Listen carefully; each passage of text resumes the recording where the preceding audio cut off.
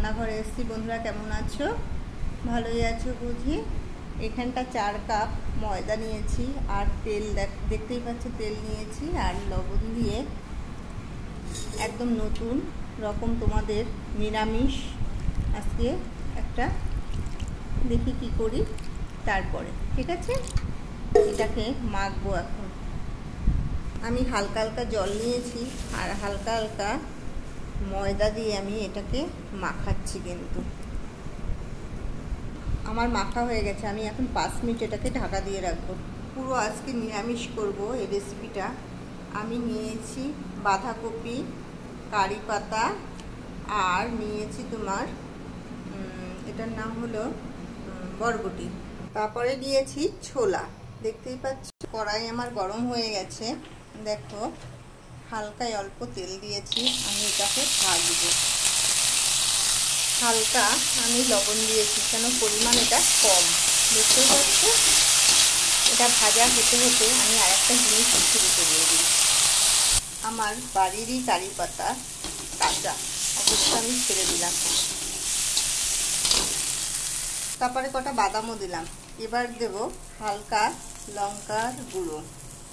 যেহেতু আমি কফি দিয়েছি একটা গন্ধ আসে, ধনের গুঁড়ো দিলাম জাস্ট। আর একটু আমচুরের গুঁড়ো দিলাম, সানরাইজ আমচুরের গুঁড়ো দিলাম। এদিকে এটা হয়ে গেছে। এবার চলো সেই ডোটা দিয়ে আমি কি করব, চলো এবার। একদম নরম সফট হয়েছে। এবার আমি এটাকে লেচি কাটবো। ঠিক এরকম সাইজ নিয়েছি, দেখতেই পাচ্ছ। এবার এগুলোকে সব গোল করব। এটাকে আমি ময়দা দিয়েই বেলবো। ময়দা দিয়ে এখন বেলা শুরু মতোই কিন্তু আমি বেলে নিচ্ছি, দেখতেই পাচ্ছ। এইটুকু সাইজ করেছি। প্রত্যেকটা আমার করা হয়ে গেছে গোল গোল করে, পাতলা পাতলা করে, দেখতেই পাচ্ছ। এবার একটা দাঁড়াও, সব ভাজা করেছি সব মশলা দিয়ে, আর কিছু চিড়ে মিক্সড করছি এর ভিতরে, আর চানাচুর মিক্সড করছি। সব রকম আমি এর ভিতরে কিন্তু মিক্সড করে দিই, ছোলা, বাদাম, কাঁচা চিড়ে, দেখতেই পাচ্ছ। এবার মশলা একটু গরম মশলা আর একটু আমচুর দিয়ে দিলাম এর ভিতরে।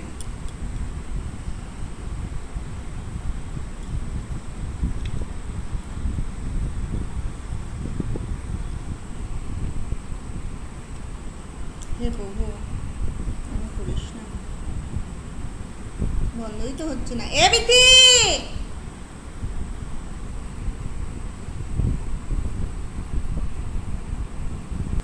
তোমরা যারা নিরামিষ খাও তারা এই রেসিপিটা দেখলে তোমরা করতে ইচ্ছেই করবে।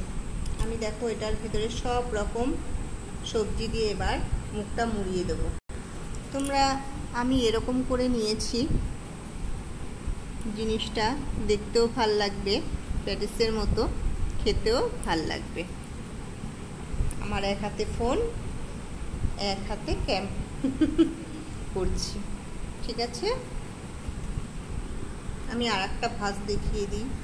এক হাতে ফোন নিয়েছি আর এক হাতে এরকম দিয়ে, এরকম কেন মশলাটা তাহলে বেরোবে না, দেখতে পাচ্ছ।